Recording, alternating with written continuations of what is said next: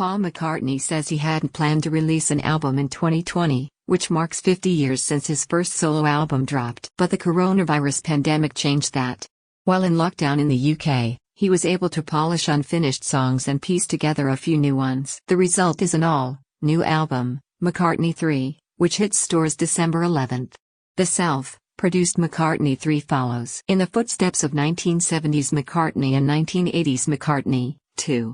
It's mostly built from live takes of Paul on vocals and guitar or piano, overdubbing his bass playing, drumming, etc. atop that foundation, according to a press release. More, Paul McCartney almost blamed myself for Beatles' breakup, says he sued band to save music. I was living lockdown life on my farm with my family and I would go to my studio every day, McCartney says in the release. I had to do a little bit of work on some film music and that turned into the opening track, and then when it was done I thought, what will I do next?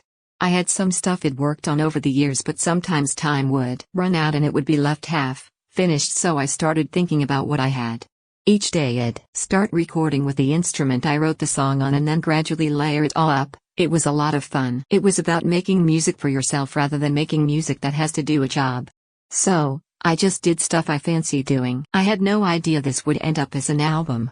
Tracks include When Winter Comes, a song co-produced by George Martin that had been left unfinished since the 1990s. It's described as the album's grand finale. Photos accompanying the album were taken by daughter Mary McCartney and nephew Sonny McCartney. There are even a few McCartney took himself on his phone. This follows in the tradition of using photos from his wife Linda with McCartney and McCartney II. Linda died of breast cancer in 1998. She was 56. More, record stores were struggling before the pandemic.